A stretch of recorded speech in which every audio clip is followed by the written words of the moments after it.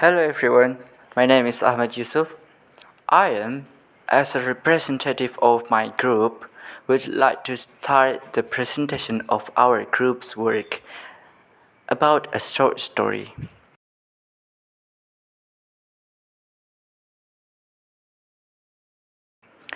It was about one of the interesting short story by the title Only Approved Indian Can Play Made in USA. It is kind of interesting story that serve a topic about identity crisis. So this story was written by Jack Douglas Forbes, or also known as Jack Forbes. He was one of the famous authors at that time. So in this story, we will be focused on these four main elements of the story. First, we will talk about the characters who are involved in the story. Then the second we will talk about the plot, what happened in the story. And then we talk about the point of view, that is, the way the author described the character and the story, or the perspective of the character or the story. And then the last, we will talk about the setting. It talks about the time and the place where the story began. It is not just about the time or the place, but it will be furthermore explained after this. But before we furthermore talk about the story, the main elements of the story, why don't we get to know the author first? So, Jake Douglas Forbes, or also known as Jack Forbes, was born in California in 1934. He was a professor in the Department of Native American Studies at the University of California and organizer in the Native American movement, which asserted the rights to sovereignty and resisting assimilation into the majority culture. He wrote Only Approved Indians Can Play Made in the USA when he was a student at Glendale College. In the story he wrote, he offers 17 tales which serve as a basket and burlesque of people and issues of the 1960s and 1970s in America. They serve as fractured mirrors of American Indians' urban life image during a period of change. It also shows how the experience of American Indian and how the world revolve and see them. Now we will go into the story. We will talk about the character that will be presented by my friend. Hello guys, let me introduce myself. My name is Ahmad Nilkiram Aramdani. Now I will explain you about characters of this story. First, the team from Tucson Intertribal House consists of Indian players who mostly have long black hair. One of the members is a Papago. Second, team from the Great Lakes region. The players are from federally recognized Indian tribes. Although they live in a large city in the Midwest, they have PIA identification cards that show they are legitimate Indians. Third, in an an Indian player from Tucson who is claimed to be Chicano by some fans of the Great Lakes team. I'm Abi Farooq Hamza will explain about the plot of this story. The first one is exposition. The story begins with a basketball tournament which the player that can be played must be from native Indian American ethnicity. On that day, the two teams that will play against each other is from Intertribal House and from Great Lakes region. The second is complication. The conflict starts when all the player from Tucson team has no BIA or Bureau of Indian Affairs.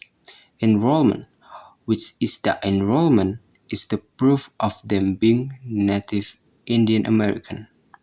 So they can play in the tournament, but in other hand, the player from Great Lakes team have it.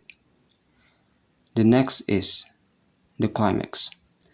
The tension in story rising when player from Tucson team didn't agree with the decision that they cannot play in the tournament anymore because they didn't have something that qualified to prove that they are really a native Indian American. The last is resolution. In the end, the final decision were made and the team from Tucson Lake ended getting disqualified, while the team from Great Lakes won by default. And that's all for the plot. The next part will be presented by my friend. I am Ahmad Yusuf and I will talk about the narrative perspective or the point of view of the story. So, the narrative perspective that the author used to describe the story is omniscient point of view. As we can see from the story, the author described the story by mentioning the character and describing their actions, not using first person pronouns or other character to describe the story. For instance, as mentioned in the story, a team from the Tucson Intertribal House and other teams mentioned by the author, indicating that the author described the character using a third person perspective. Another example is the using of pronouns they and he that also indicated the third person perspective. My name is Venuriski Dwiyogi, and I would like to explain about the setting. The setting time on the first line of short story mentioned that the All-Indian Basketball Tournament was in its second day. So, the setting time on the short story is on the second day basketball tournament. The setting place of the short story is on US because it mentioned on the fifth line in the short story. A team from the Tucson Intertribal House was set to play against a group from the Great Lakes region. In that sentence mention the Great Lakes region. The Great Lakes region of Northern America is binational Canadian-American region centered around the Great Lakes that includes the US. So, it's on US. So, the setting that I mentioned before about the tournament is described as the All-Indian Basketball Tournament, indicating that it is an event specifically for Native American teams. The story takes place over the course of the tournament's second day, where teams from various regions compete against each other. And now, we want to talk about the author's focus. In our analysis, the author focus often extends beyond the surface level of character development to explore larger themes or societal issues. By choosing not to center the narrative around specific characters, the author can draw attention to broader concepts such as identity, power dynamics, or colonialism. Through this approach, the author invites readers to engage with the text on a more analytical level, offering reflection on the complexities of indigenous experiences and their relationship with the dominant culture. This style of storytelling can be particularly effective for engaging critical thinking and stimulating discussions about societal injustice and historical legacies. Talking about history, as we know about the history of the USA, during the 1800s, the US government undertook a series of policies that forcibly removed Native American tribes from their own lands.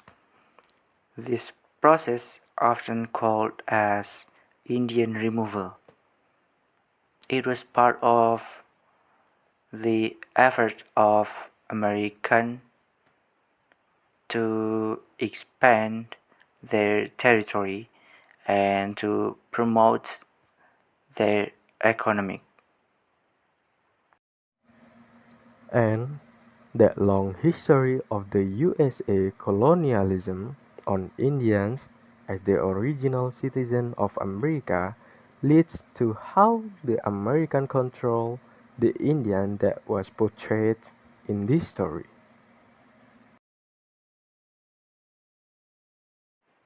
In the end of explanation, I would like to summarize the story. Only a proved Indian can play made in USA is a clever story that draws on recognizable conventions of competitive sport to produce a satire that explores the role of regulation and law in people's life, the way power can be wielded, and its potential for destabilizing cultural heritage and disrupting solidarity. And the conclusion of the story is about the injustice and discrimination faced by Indian tribes in maintaining their cultural identity and gaining official recognition. The strict rules of the Indian sports league, which require BIA identification cards, result in players from certain tribes being excluded from tournaments. Despite their strong claims to their Indian heritage, this story highlights the complexities of acknowledging ethnic identity and the struggle to be recognized both within and outside the Indian community. And this is a quote that we took from Aristotle, which says, equality consists in the same treatment of similar persons. That's all from us. Feel free to ask questions and give suggestions because it helps us to be better. We apologize if there are any mistakes that we made in this presentation. Thank you very much for your attention and goodbye. Wassalamualaikum warahmatullahi wabarakatuh.